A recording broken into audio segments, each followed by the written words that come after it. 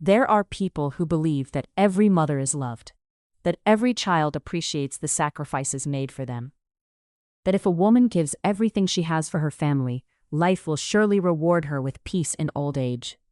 But in Nigeria, life doesn't always follow that script. Sometimes the woman who carries everyone on her back becomes the first person they abandon. Sometimes the same children she starved to feed become strangers the moment they become successful. The only thing standing between a family and total destruction is one stubborn mother who simply refuses to give up. This is the story of a woman who fought poverty. She fought betrayal. She fought humiliation. She fought sickness. She even fought her own children. Everyone told her it was over. Everyone said she should surrender. But she looked life in the face and said, "Not while I am still breathing." The first rooster had barely crowed when Mama Amaka was already awake. The small room she rented in Ajagunle, Lagos, was still wrapped in darkness. A weak rechargeable lamp flickered on the wooden table. The roof leaked whenever it rained. The walls were cracked. The mattress she slept on was so thin that she could almost feel the cold cement beneath it. Yet every morning, she thanked God. Kedu Kachi, thank you, Lord, for another day. She wrapped her faded wrapper tightly around her waist before stepping into the tiny kitchen. There wasn't much inside. Half a loaf of bread, 1 sachet of milk, a little sugar, 3 cups of gari, nothing else. She sighed. Father, today again. Behind her, small voices began to stir. Mama, she smiled immediately. My sunshine has woken up. Little David rubbed his eyes. He was just 8 years old. Behind him came 12-year-old Ada, then 15-year-old Chinedu. 3 children, 3 different personalities, 3 reasons she refused to surrender. You people should wash your faces quickly, she said. We don't want to be late. David looked around. Mama, where is Daddy? The room became silent. Even Ada lowered her head. Mama Amaka forced a smile. Your daddy is working. She had been giving that same answer for almost 4 years. The truth was different. Their father had disappeared. No goodbye, no explanation. One afternoon he simply left the house and never returned. At first, she searched everywhere. Hospitals, police stations, churches, friends, villages. Nothing. Later, she heard rumors. Some people claimed he had another family in Port Harcourt. Others said he traveled to Ghana. Some insisted he had died. Nobody knew the truth. Eventually, she stopped searching. If a man wanted to disappear, only God could bring him back. By 6 o'clock, she had already balanced a large basin of oranges, bananas, and groundnuts on her head. She sold fruits at Mile 2 bus stop. Every day, rain, sunshine, fuel scarcity, election violence. Nothing stopped her. Because hunger never took a holiday. As she walked through the busy streets, commercial buses blasted their horns. Conductors shouted destinations. Oshodi, Oshodi, Oshodi Straight. CMS, CMS. Apapa, one chance. Street hawkers zigzagged between moving vehicles with unbelievable confidence. Lagos was already awake. She found her usual spot beside an elderly woman who sold roasted corn. Amaka, Mama Bisi, you are early today. I have to sell well. School fees again? Amaka nodded. Always school fees. The old woman looked at her. You never rest. If I rest, who will feed my children? Mama Bisi laughed softly. You have the heart of a lion. No, Amaka smiled. I only have children. By noon, business was terrible. People complained that fruits were too expensive. Some picked the best oranges before walking away without buying anything. One man even insulted her. You women are thieves. She kept quiet. Arguing with customers never brought money. Around 2 in the afternoon, she had only made 3,000 naira. Not enough. Not nearly enough. She calculated quickly.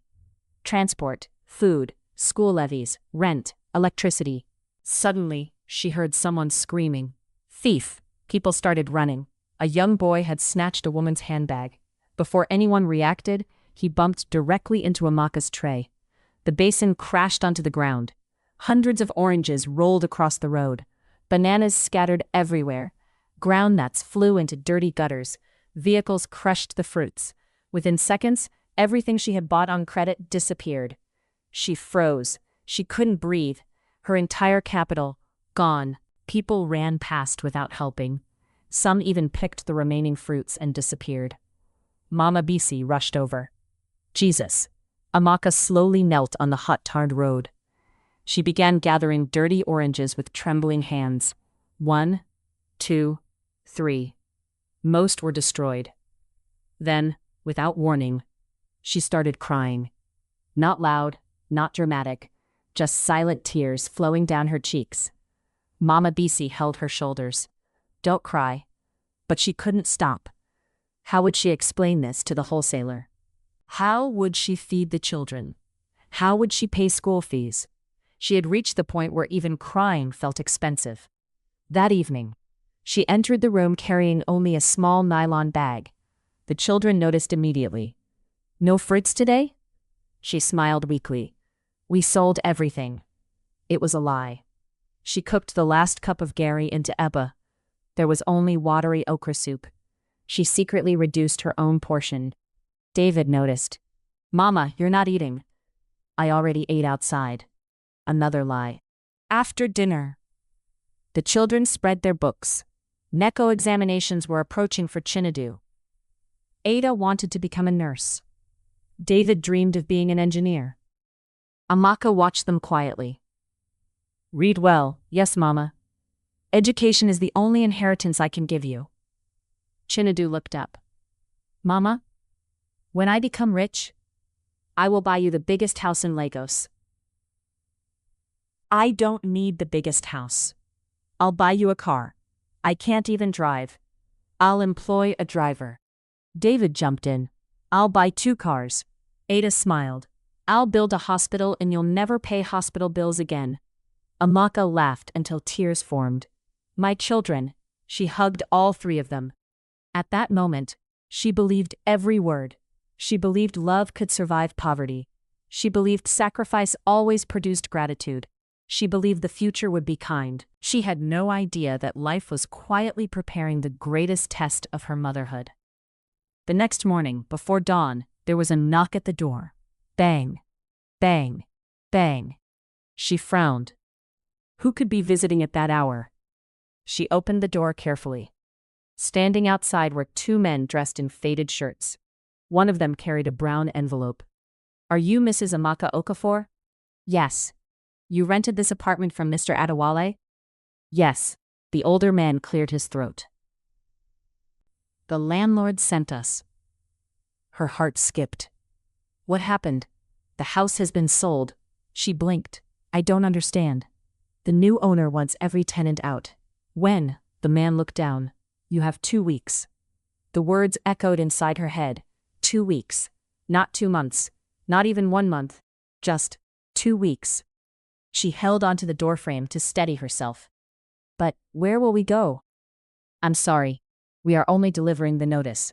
They handed her the envelope and walked away. She remained standing there long after they disappeared.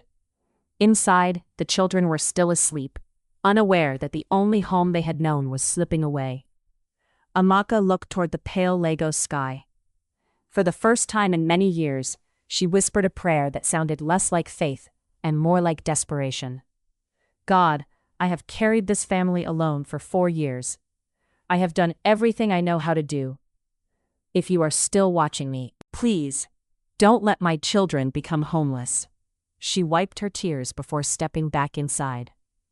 No matter what happened next, one thing was certain. She would fight, because she was a mother. And mothers like Amaka never gave up. The eviction notice sat on the wooden table like a silent enemy. Mama Amaka had read it so many times that the words were beginning to blur. All tenants are required to vacate the premises within 14 days.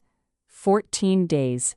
That was all the time she had to find another house, pay a new rent, and somehow keep her 3 children in school. She folded the paper carefully before placing it inside her old Bible. Then she knelt.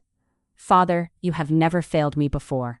I don't know how you will do it this time, but please, don't let my children sleep on the streets.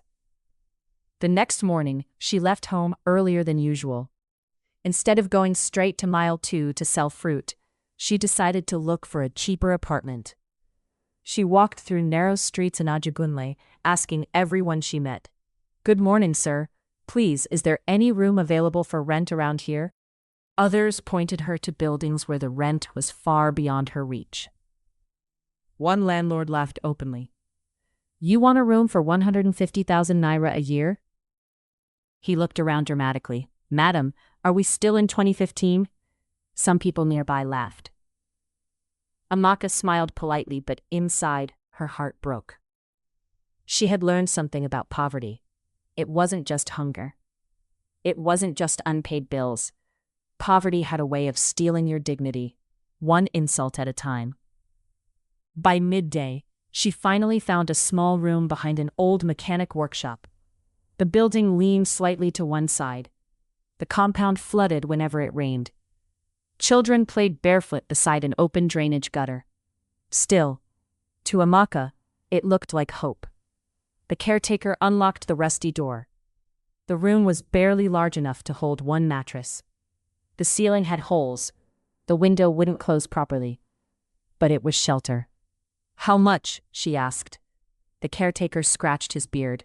220,000 naira. Amaka's face fell. "I don't have that kind of money. The landlord doesn't do installment. I can pay little by little." He shook his head. "No." She thanked him anyway and walked away. Behind her she heard him mutter, "Poor people always waste our time." That afternoon, business was no better. The memory of losing her fruit stock the previous day still haunted her. The wholesaler Alhaji Musa had reluctantly agreed to give her another basket of fruit on credit. But before handing it over, he looked straight into her eyes. "Amaka." "Yes, Alhaji. This is the last time. I know. If you don't pay me this week, I can't continue." She nodded silently. She didn't blame him. Business was business. As she arranged oranges neatly inside her basin, she forced herself to smile at customers. Fresh oranges. Sweet bananas. Buy and taste. A woman in an expensive SUV rolled down her window. "How much?" Amaka answered. The woman frowned. "Too expensive." Without another word, the SUV sped away. The dust covered Amaka's face. She quietly wiped it away. Later that evening, Ada noticed something strange. Mama hadn't smiled all day. She wasn't humming while cooking like she usually did. She wasn't teasing David for playing football with rolled-up socks inside the room. She was simply quiet. Ada waited until her brothers were asleep. "Mama? Are we in trouble?" Amaka looked at her daughter. There was no point pretending anymore. She reached for the eviction notice. Ada read every word. Her hands began to shake. "They want us to leave?" "Yes." "When?" "In less than 2 weeks." Ada covered her mouth. "Mama, listen to me." Amaka held her daughter's shoulders firmly. "No matter what happens, you must continue going to school." "But where will we stay?"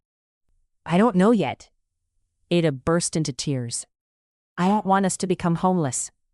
Amaka pulled her into a hug. "We won't." "But how?" "I don't know." There was a long silence. Finally, Amaka whispered, "Sometimes faith means trusting God before you can see the road." The next morning brought another problem. At school, Chinedu was called into the principal's office. "Your school fees are overdue." "Sir, my mother said she'll pay." The principal sighed. "I've given her enough time." He handed Chinedu a letter. "Take this home. If the balance isn't paid by Friday, you won't be allowed into class." Chinedu walked home slowly that afternoon. He folded the letter several times before reaching the house. He didn't want his mother to see it. She already had too many burdens. But mothers notice everything. "What is behind your back?" "Nothing." "Show me." He reluctantly handed her the letter. She read it quietly. Then she smiled. "I'll handle it." "But Mama?" "I said I'll handle it." That night, after everyone slept, she cried into her pillow. Not because of the school fees.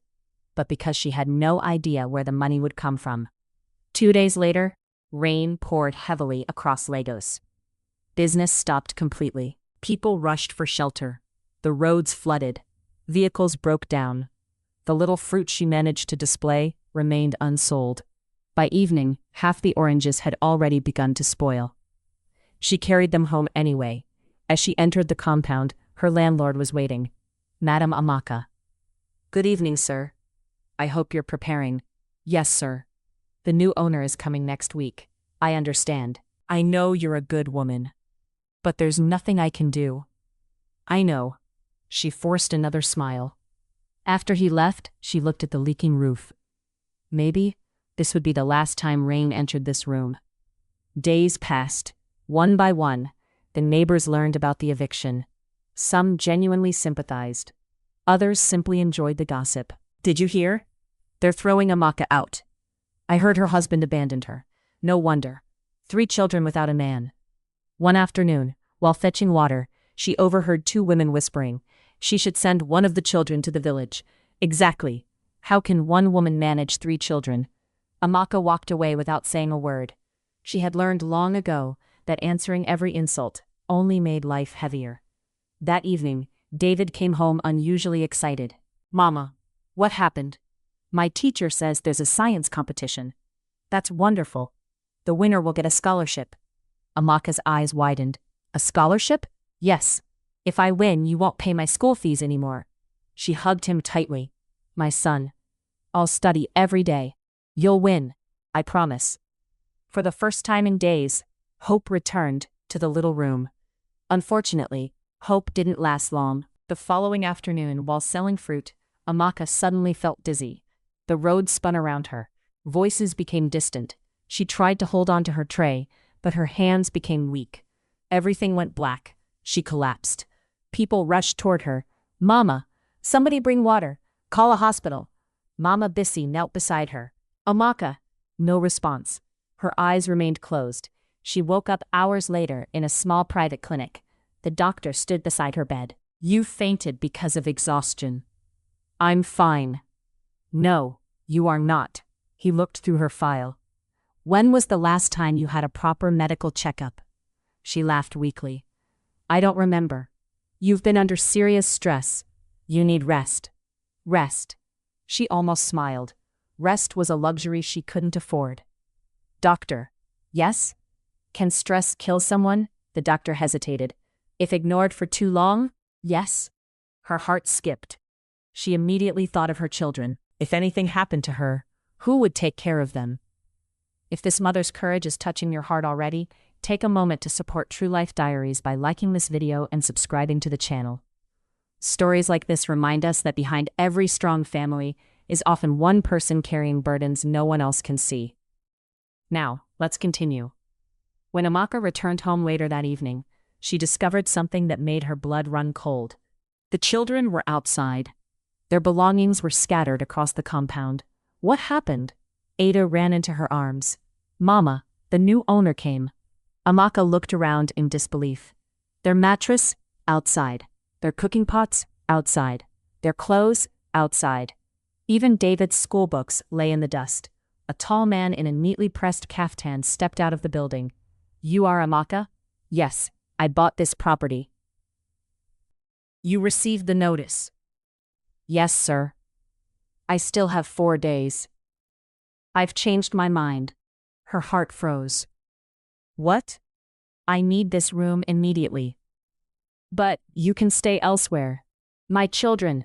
Madam, his voice turned cold. That is not my concern. He turned and walked back inside. Amaka stood motionless. Her children clung to her. Neighbors watched from a distance. No one spoke. No one moved. The sun slowly began to set over the crowded streets of Ajegunle.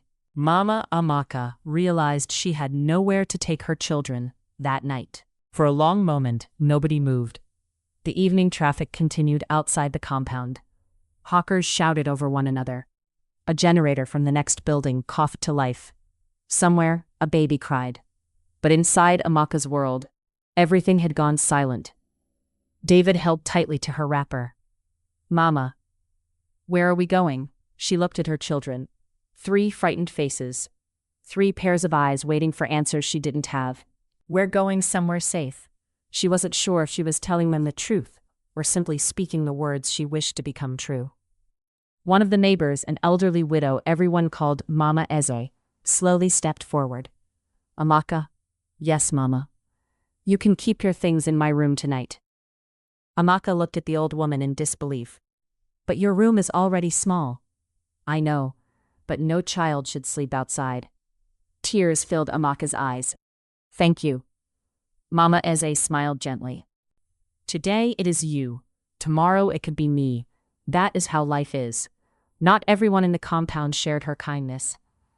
As Amaka and her children gathered their belongings, 2 women stood nearby, whispering loudly enough to be heard. I heard her husband ran away. They say she doesn't even know where he is. That's why a woman must never depend on a man. No, that's why a woman should know when to stop giving birth.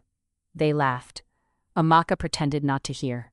She had learned that sometimes silence was stronger than arguments. That night, 5 people squeezed into Mama Amaka's tiny room.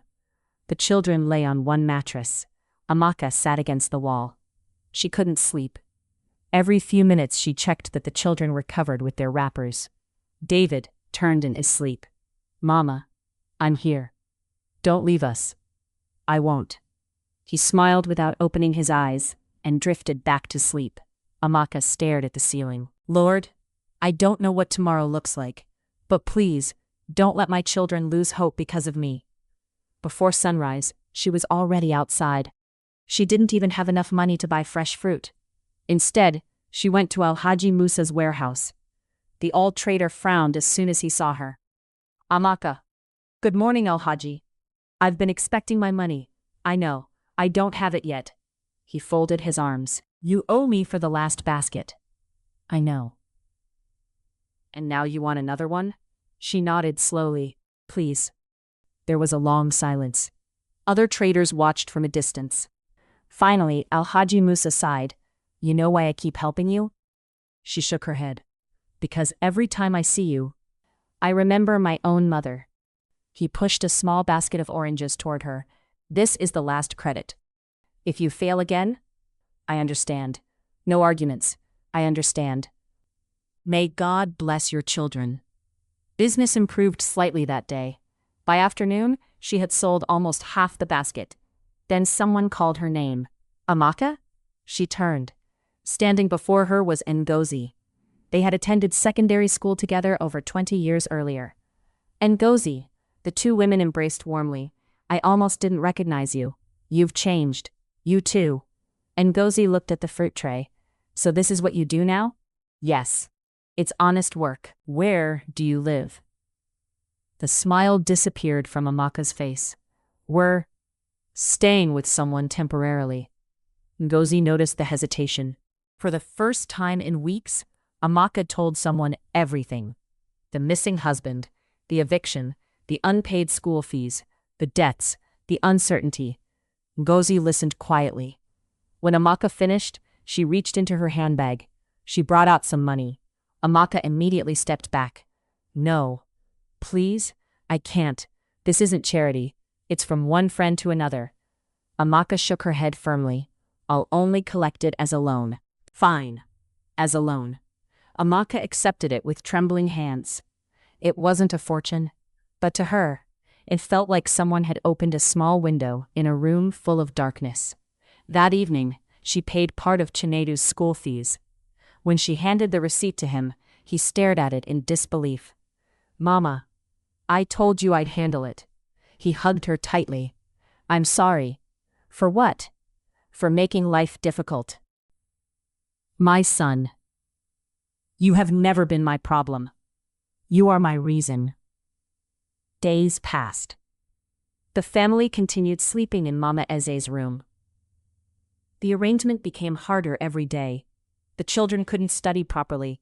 There wasn't enough space. Sometimes they waited outside until late at night before entering.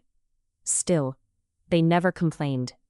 One Saturday morning while returning from the market, Amaka noticed David sitting alone behind a building. My engineer. He quickly wiped his eyes. Were you crying? No. She sat beside him. Tell me. After a long silence, he spoke. Some boys laughed at me. What did they say? They said homeless children don't become engineers. Amaka felt something stab her heart. What did you tell them? I didn't say anything. She turned his face toward hers. Listen carefully. He nodded. Never let somebody else's words decide your future. But what if they're right? They're not. How do you know? Because I've seen seeds grow through concrete. David frowned. What does that mean?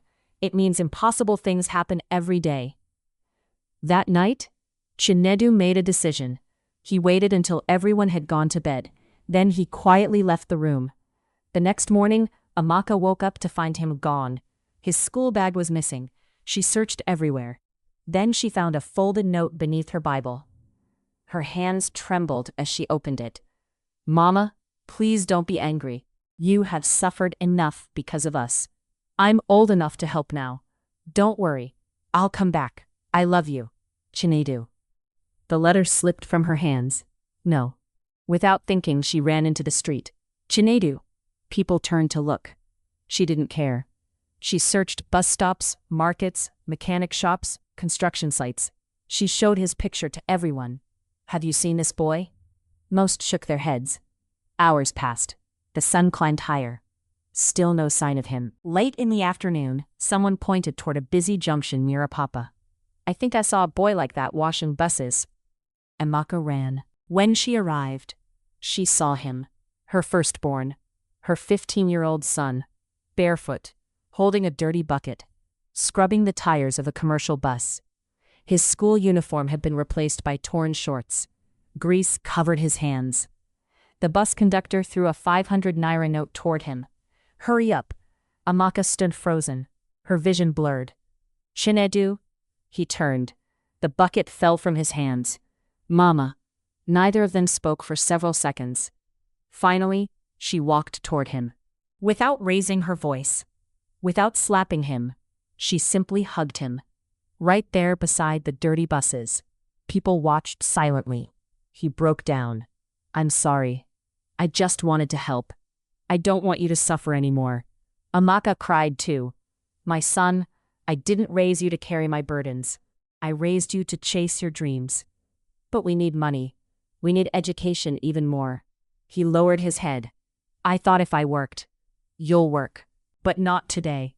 First, you'll become the man God created you to be. As they walked home together, Chinedu quietly slipped the 500 naira note into her hand. I earned it honestly. She looked at the crumpled note, then back at her son. It wasn't the amount that moved her. It was the heart behind it. She folded his fingers back around the money. Keep it. Why? It's the first money you've ever earned. One day, when you're successful, you'll remember this day. And you'll know exactly why you must never look down on anyone. Chinedu nodded. For the first time, he truly understood the weight his mother had been carrying all these years. Neither of them noticed that across the road, a well-dressed man sitting inside a black SUV had watched the entire scene unfold. He removed his glasses. There was something familiar about Amaka.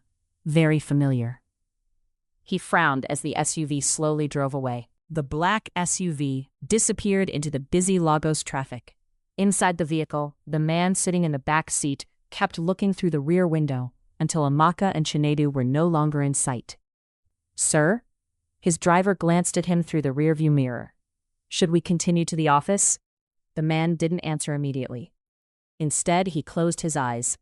That woman. There is something familiar about her. Maybe you've met her before. No. I would have remembered. He loosened his tie and looked outside again. Or perhaps I'm remembering someone I tried very hard to forget.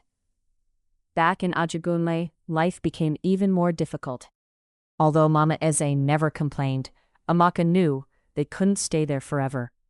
Every morning, she woke before everyone else, folded the mattresses, swept the room, fetched water, and prepared breakfast. She refused to become a burden to the woman who had shown her kindness.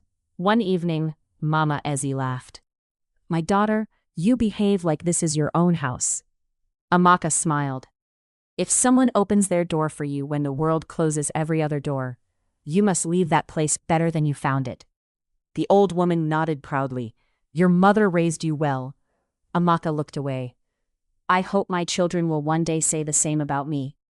The following Monday, Chinedu returned to school. His classmates whispered as he walked into the classroom. I heard he dropped out. They said his family became homeless. His father abandoned them. Chinedu ignored every word. His mother's tears at the bus park had changed something inside him. He no longer felt ashamed of poverty. He was only determined to escape it. During mathematics class, the teacher returned the students' test papers. First position, IN, Chinedu Okafor. Even the students who mocked him began clapping reluctantly. The teacher adjusted his glasses. Some of you think success belongs only to rich children. He looked around the room. You are wrong. Discipline has no bank account. Chinedu smiled quietly. He couldn't wait to tell his mother. That same afternoon, Ada had her own battle. She had stayed behind after school to help clean the science laboratory. As she swept the floor, two girls began talking nearby. That's the girl whose family was thrown out. I heard they sweep in another person's room. The girls laughed. Ada continued sweeping. One of them walked closer. So tell us, does your mother beg for food now? Ada stopped. She slowly placed the broom against the wall. Then she looked directly at the girl. My mother has never begged. And she never will. The girls rolled their eyes. At least we have fathers. And yet, my mother has achieved more alone than some families achieve together. Without another word, she picked up her bag and walked away. The girls stood speechless. Sometimes dignity speaks louder than insults. That evening, the children surprised Amaka. When she returned from selling fruit, the tiny room was sparkling clean. The plates had been washed, water had been fetched, dinner had already been prepared. Who did all this? The three children smiled. We did. David grinned proudly. I even washed my own school uniform. Amaka laughed. You? Yes. It has plenty soap marks. Everyone burst into laughter. For a few minutes, the problems disappeared. There was no eviction, no debt, no uncertainty, just a mother enjoying the company of her children. The next morning, while arranging her fruit tray, Amaka noticed a woman standing across the road, watching her. She wore expensive clothes, dark sunglasses, high heels. The woman finally walked over. Excuse me. Yes, ma'am. Are you Amaka Okafor? Yes. My name is Mrs. Ijalma Balagun. She extended her hand. I own a catering company. Amaka shook it politely. I've been looking for someone hard-working. I'm sorry? I asked around this market. Everyone mentioned your name. They said if they give you 100 naira, you'll account for 99. Amaka laughed softly. The remaining 1 naira? You'll probably use it to help someone. The woman smiled. I need a supervisor for one of my food outlets. I've never supervised anything. You've raised 3 children alone. That tells me everything I need to know. Amaka hesitated. I only finished secondary school. I don't care. I need character. Skills can be learned. Before Amaka could answer, Mrs. Balagan handed her a business card. Think about it. The salary isn't much, but it's steady. Amaka looked at the card. Could this be the answer to her prayers? That evening, she discussed the offer with Mama Eze. You should accept, but what about my fruit business? What business? Mama Eze smiled gently. You've been surviving. Now it's time to start living. Amaka remained silent. She had sold fruit for years. Leaving it behind felt frightening. But perhaps God was opening another door. The following day, she attended the interview. The restaurant was clean and modern. Air conditioners hummed softly. Customers came in dressed in suits. Amaka suddenly became self-conscious. Her simple Ankara gown looked out of place. A young receptionist smiled warmly. Good morning. Good morning. Please have a seat. As she waited, she noticed framed photographs on the wall. One picture caught her attention. It showed Mrs. Balogun standing beside a middle-aged businessman during the opening of a new branch. Something about the man's face looked familiar. Before she could think further, the office door opened. "Mrs. Amaka?" She stood. Mrs. Balogun welcomed her inside. The interview lasted less than 30 minutes. Most of the questions weren't about work. Instead, they were about honesty, patience, family, responsibility. Finally, Mrs. Balogun smiled. "When can you start?" Amaka blinked. "I got the job?" "You got the job." For a moment, she couldn't speak. Tears rolled down her cheeks. Mrs. Balogun stood up and hugged her. "Don't cry. It's only a job." "No. To me, it's hope."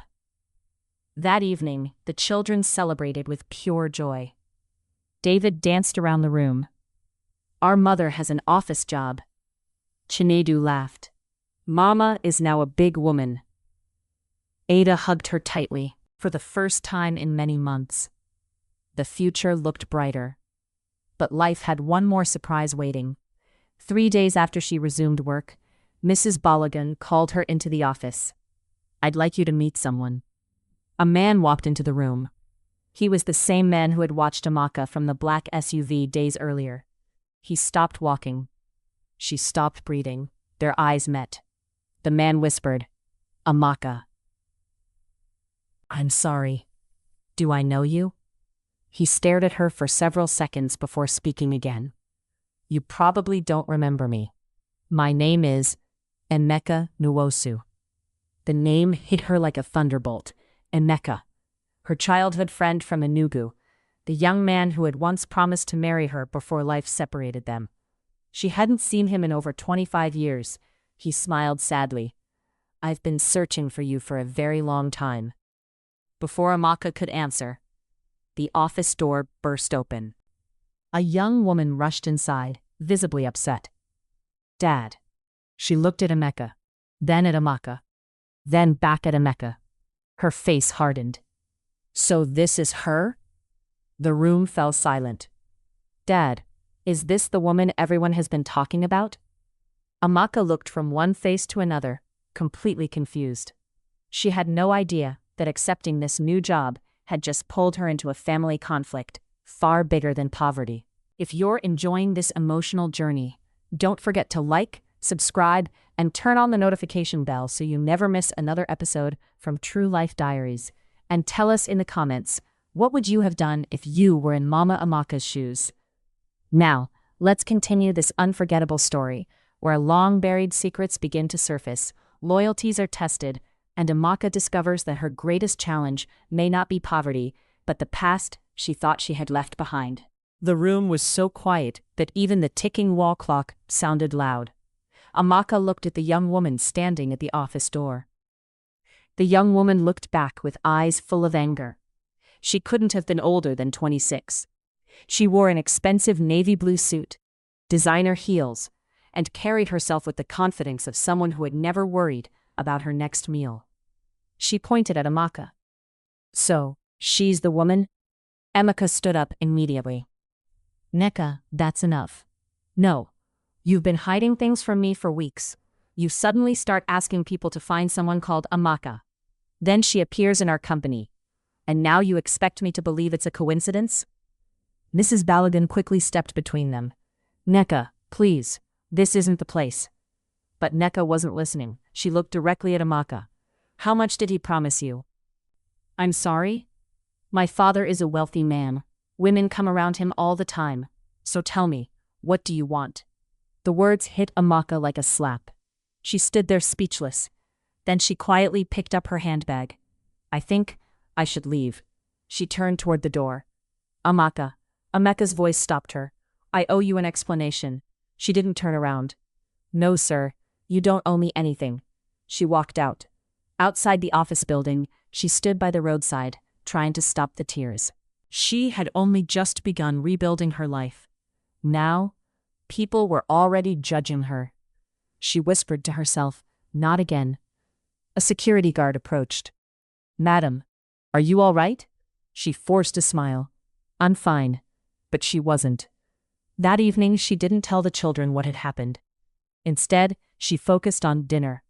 David talked excitedly about his science competition. Ada shared stories from school. Chinedu proudly showed his latest mathematics test. Amaka smiled through it. She refused to bring office problems into their little family. Later that night, after everyone slept, she opened her Bible. A folded photograph slipped out. She picked it up. It was old.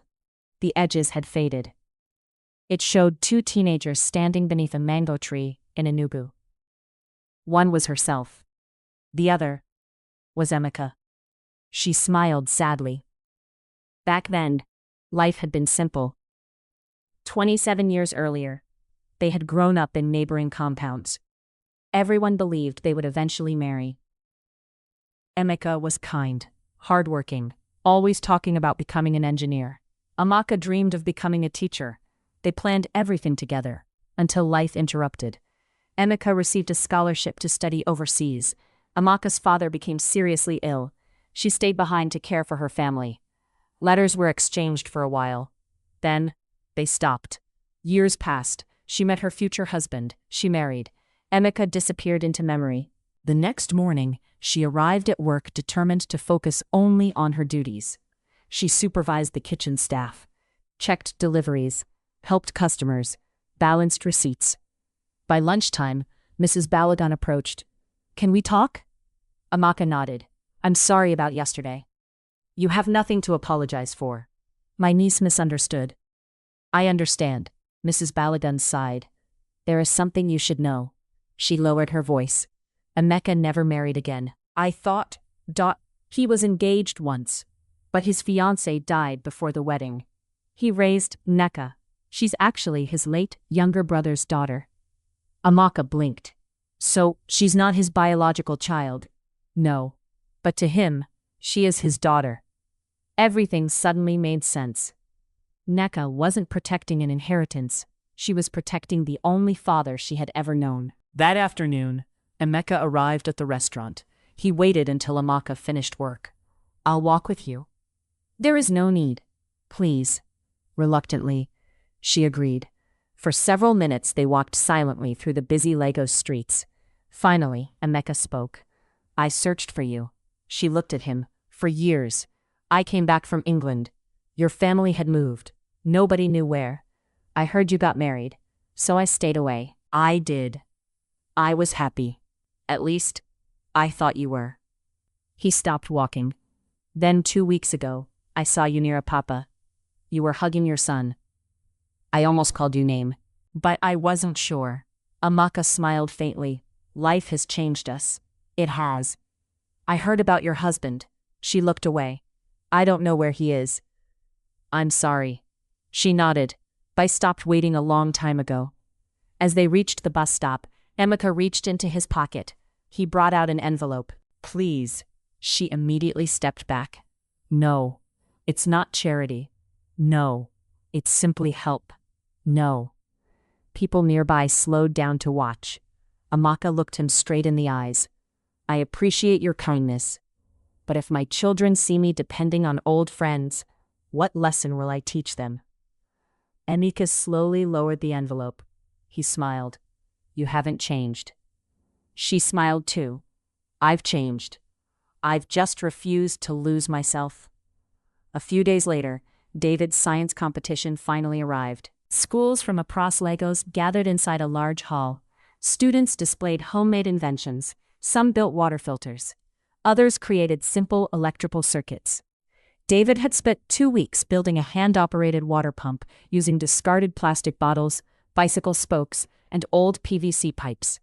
When his turn came, he explained every detail confidently. The judges asked difficult questions. He answered calmly. Amaka watched from the audience. Her hands remained clasped together in silent prayer. Hours later, the results were announced. 3rd place, 2nd place, Amaka held her breath. And 1st place, David Okafor. The hall erupted into applause. David froze. He looked at his mother. She was already crying. He ran into her arms. "Mama, you did it." "No." He smiled. "We did it." The scholarship covered his tuition until secondary school graduation. For the first time in years, one burden disappeared from Amaka's shoulders. News of David's victory spread quickly. Even the local newspaper carried a small article. Fruit seller's son wins state science competition. Customers who had ignored Amaka before now greeted her warmly. Some bought fruit simply to congratulate her. One woman smiled, "Your son will go far." Amaka answered softly, "By God's grace." But peace never lasted for long. One Monday morning, as Amaka prepared to leave for work, Mama Eze rushed into the room holding a newspaper. "Amaka, you need to see this." A photograph stared back at her. Her hands began shaking. It was him, her missing husband. Older, heavier, but unmistakably him. The headline read, "Businessman arrested in Abuja over multi-million naira investment fraud." Amaka could barely breathe. Below the headline were words she never expected to read. "Police are searching for relatives of the suspect as investigations continue." Her children gathered around. Chinedu stared at the newspaper. "That's Daddy." The room became completely silent. After almost 8 years, the man who had abandoned them had suddenly returned to their lives. Not as a successful businessman, not as a loving father, but in handcuffs. Amaka closed the newspaper slowly. She whispered, "So, you're alive?" Little did she know, the biggest test of her forgiveness was only just beginning. The small room fell silent.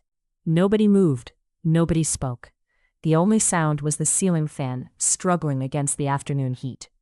Amaka stared at the newspaper in her trembling hands. 8 years, 8 long years of questions, 8 birthdays without a father, 8 Christmases spent pretending everything was fine, 8 years of waking before dawn, carrying fruit on her head, fighting hunger, humiliation, and loneliness. And now, the man who had disappeared without a word was back, not by choice, not because he had finally remembered his family, but because he had been arrested. David looked at the picture again. "Mama, is Daddy really alive?" Amaka took a deep breath. "Yes." Chinedu clenched his fists. "He left us." Ada quietly wiped away her tears. "I used to pray every night that he would come home." Nobody spoke again. The newspaper lay on the table between them, like an old wound that had suddenly reopened. The following morning, Amaka reported to work, as usual. She tried to focus. She checked deliveries. She supervised the kitchen. She greeted customers with the same gentle smile. But inside, her mind was elsewhere. Mrs. Balagun noticed. "You've hardly spoken today." Amaka handed her the newspaper. Mrs. Balagun read the headline. "Oh my, so he's alive." Amaka nodded. "I don't even know how to feel." Mrs. Balagun placed a comforting hand on her shoulder. "You don't have to decide today." That afternoon, 2 detectives arrived at the restaurant. "Good afternoon. Are you Mrs. Amaka Okafor?" "Yes. We're from the Economic and Financial Crimes Commission." Several staff members turned to look. The detectives spoke politely. "We understand you're the legal wife of Mr. Samuel Okafor." "I was. We need you to identify him." Amaka looked at the floor. "I haven't seen him in 8 years. He specifically asked for you." Her heart skipped. "He mentioned my name?" "Yes. And your children." For years, she had imagined this moment. She thought she would scream. She thought she would demand answers. Instead, she only felt tired. That evening, she gathered the children. "I need to ask you something." They looked at her attentively. "The police want me to see your father." Silence. David spoke first. "I don't want to go." Amaka nodded. "You won't have to." Ada looked away. "Why should we? He never came for us." Chinedu remained quiet.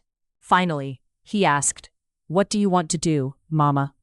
She answered honestly, "I don't know. I've prayed for years to see him again. But now that the chance has come, I don't know what to say." Mama Eze, who had been listening quietly from the doorway, spoke softly. "Sometimes, forgiveness isn't something you do for the other person. It's something you do so your own heart can finally rest." 3 days later, Amaka walked into the detention facility. The officer led her through several iron gates. Her footsteps echoed along the corridor. Finally, they stopped. 5 minutes. The officer unlocked the door. Amaka stepped inside. A man slowly stood. His hair had turned gray. His face was thinner. The confidence he once carried had disappeared. For several seconds, neither of them spoke. Then he whispered, "Amaka." She looked at him calmly. "You look different." He smiled bitterly. "So do you." "I'm sorry." She remained silent. "I know those words aren't enough." "No, they aren't. I was foolish. I thought money would solve everything. I left with people who promised me quick riches. I lost everything. When I wanted to return, I was ashamed. So instead of coming home, I kept running." His voice cracked until the law finally caught up with me. Amaka listened quietly. Then she asked the question she had carried for 8 years. "Did you ever think about your children?" Tears rolled down his face. "Every day." "Then why didn't you come?" "I couldn't face them." "You should have." "I know." "They needed their father." "I know." "I failed." For a long moment, Amaka simply looked at him. Then she reached into her handbag. She removed an old family photograph. It had been taken years before he disappeared. She placed it on the table. Samuel picked it up. His hands shook. David, only 3 years old, Ada with missing front teeth, little Chinedu sitting proudly on his father's shoulders. Samuel broke down completely. "I destroyed everything." Amaka finally spoke. "No, you destroyed your place in it. Our family survived. Without you." She stood to leave. Samuel looked up desperately. "Will they ever forgive me?" She paused at the door. "I cannot answer for them. But if you truly want forgiveness, spend the rest of your life becoming the man you should have been." Then she walked away. Months passed. Samuel remained in custody while his case continued. The children chose not to visit. Amaka never forced them. Healing could not be rushed. Meanwhile, life slowly changed. The restaurant where Amaka worked expanded. Mrs. Balagun promoted her to operations manager. Her honesty transformed the business. Staff respected her. Customers trusted her. Sales increased. One afternoon, Mrs. Balagun smiled. "You know, I hired you because people said you were honest. I never imagined you would become the heart of this company." Emeka also remained a loyal friend. Nothing more, nothing less.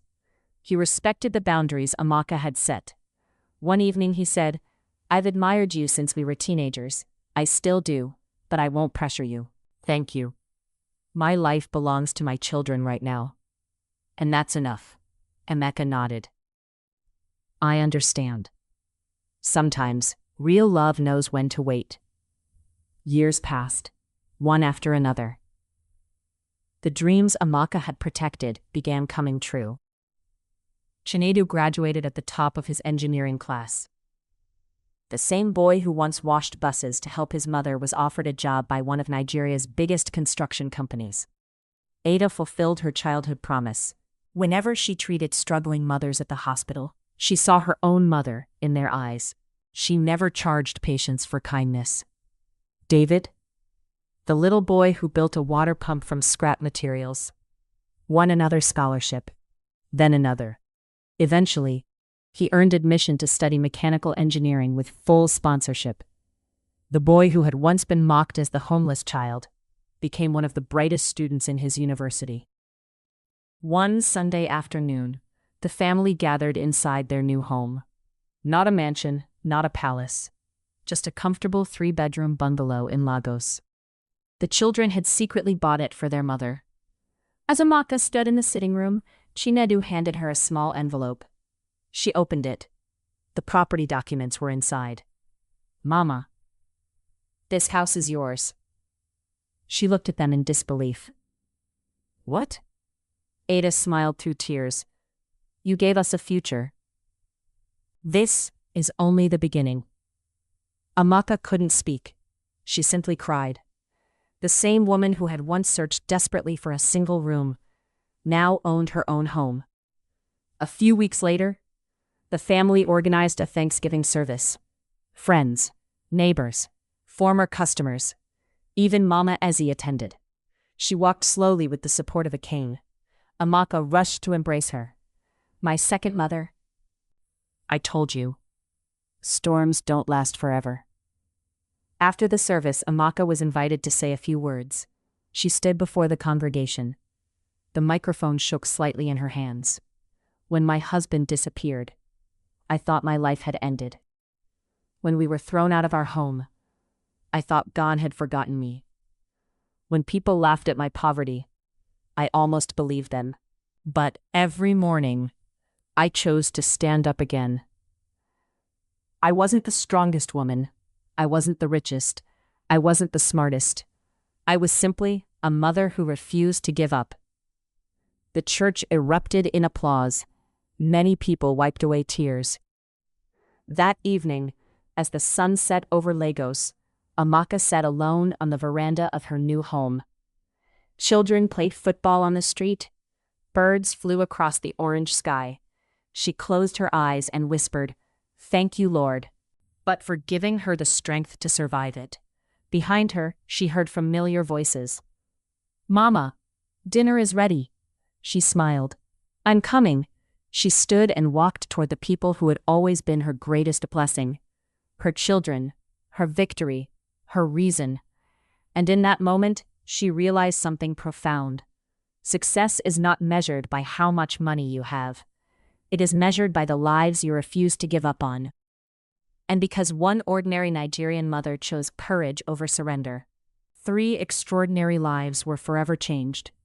If this story touched your heart, remember that behind many successful people is someone who sacrificed everything without asking for recognition. Sometimes, that person is a mother. If you enjoyed this story, please like this video, subscribe to True Life Diaries, and turn on the notification bell so you never miss another inspiring story. And tell us in the comments, what was the greatest sacrifice your mother, or a mother figure in your life, ever made for you? Until the next story, stay kind, stay hopeful, and remember, no matter how dark today may seem, never give up. Sometimes your greatest breakthrough comes after your hardest season.